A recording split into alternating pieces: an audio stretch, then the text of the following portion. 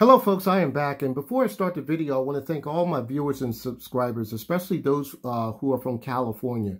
I get a lot of people from California. They contact me regarding certain firearms, and they want to know that if these particular firearms are legal in California. And unfortunately, I cannot answer that because I don't know the laws in California. My best advice is to contact your DOJ, Department of Justice, and also to check your roster to see if particular firearms are on that DOJ's roster.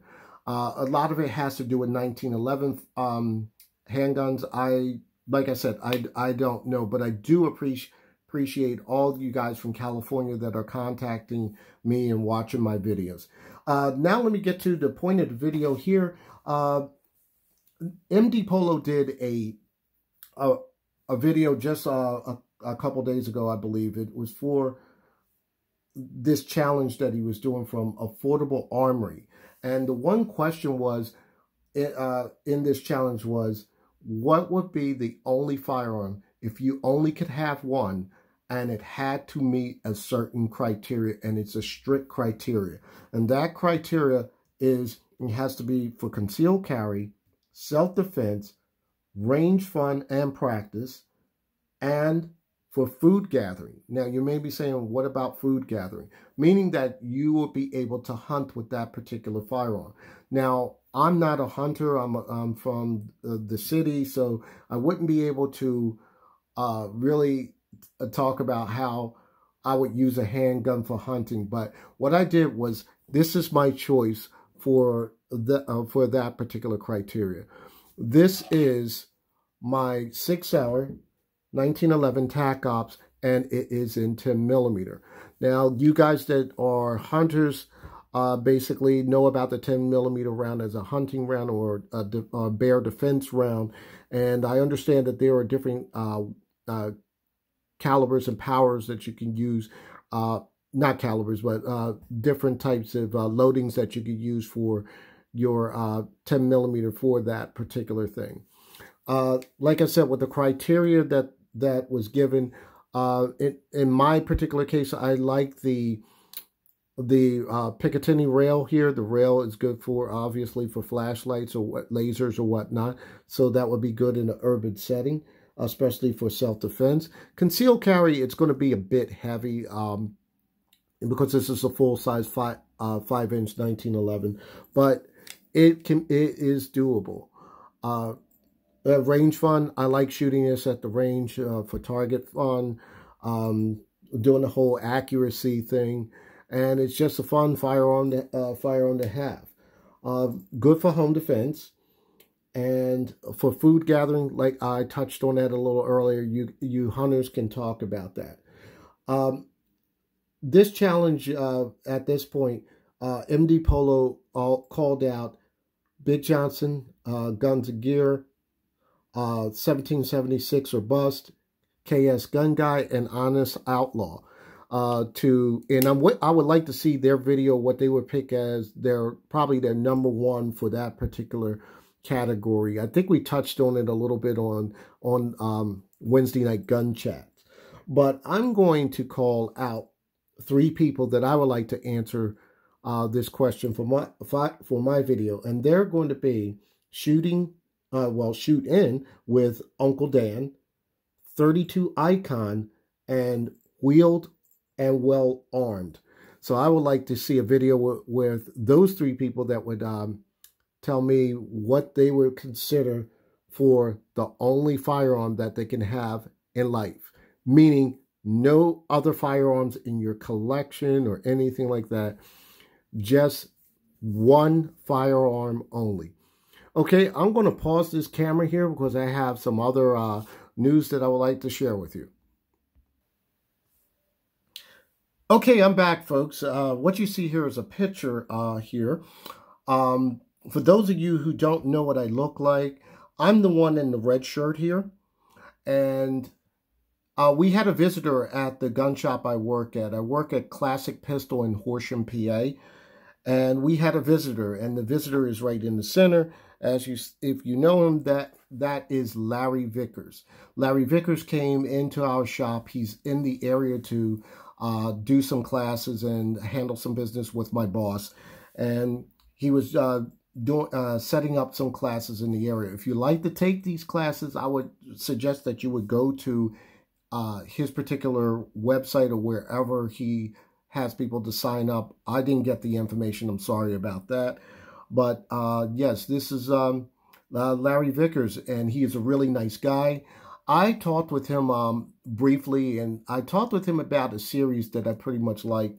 He had a group of people, I guess aspiring gunsmiths, to learn how to make 1911s, and he did a series of that, and it was a really cool series where you saw these guys and gals making 1911s from scratch, from start to finish.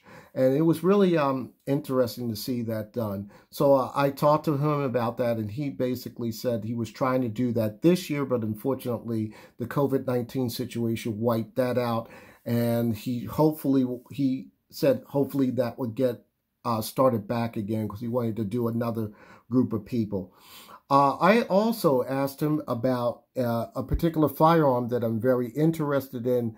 It is going to be his, I believe it's the Vickers Elite Tactical. I'm scrolling here so I can get the proper name. It's not here. But it is his Vickers Elite Tactical Master Class 1911. It does come in 9mm, I think he said he does. But right now, I know of the 45. I saw one in my shop. My fault, I didn't jump on it quick enough, and it was the only one I saw. So what I'm going to do is I'm going to bug my boss and just have him try to order me one. And this is one thing he's wanted to do with this particular 1911 is he wanted this to be a straight up firearm. This is not supposed to be some type of safe queen or where it's going to sit in. This is actually going to be the real deal shooting firearm for personal defense and whatnot. There's a collaboration with Springfield Armory, Wilson Combat, and Lipsy's. And one of the big things was he wanted to make sure that the price point was going to be right. He didn't want no outrageous pricing on this particular firearm. He wanted a firearm that was going to work. And I'm showing you some other details here. Of course, that's him. And one of the features that he liked was the front checkering there, a decent magazine with a decent base pad for that magazine, so you'll have positive insertion of that magazine. Also, the other features were the G10 grips. He wanted to have a decent grip where you have a positive grip, a decent front strap checkering, and also if you notice with the front, he didn't play around with any type of any type of skeletonized triggers or anything like that. He didn't want it prettied up. He wanted it to be a straight up duty firearm. One of the other things he wanted on here was he wanted a commander style hammer. As you see, he wanted that commander style hammer. He didn't want anything skeletonized. He wanted, like I said, just plain straight out duty firearm. And here's some more, you can go to Springfield Armory's website and pull this up and check this out yourself. But there was that partnership with Lipsy's. He did stress that he wanted a certain price point, and he wanted Springfield Armory to honor that as well. And let me see if I could look at some other things here. There's some specs here he's just getting into, and that's what it's called, the 1911 Vickers Tactical Master Class 45 ACP handgun. And of course, it is made from forged carbon steel, black tea, whatever coating that is. You see the weight is at 45.5 ounces. Right now, currently in 45 ACP, the height is 5.5 inches. Comes with 2 8-round magazines, Trinium luminescent front, Vickers Elite Battle U-notch rear sight, and the barrel is going to be a custom 5-inch forged stainless steel match grade with a 1/16 twist, right-hand twist of it, that is. But the total length is 8.6, and there's your MSRP. At my shop, it was roughly about $200 less than that, if I'm correct. I think it was either $200 or $300 less than that at the shop, but my memory probably doesn't serve me correctly on that. But that's what we have here, and I will be picking one up, and hopefully I get to review it for you and get to show you some shooting. It's been very difficult with these restrictions, especially with filming at this time.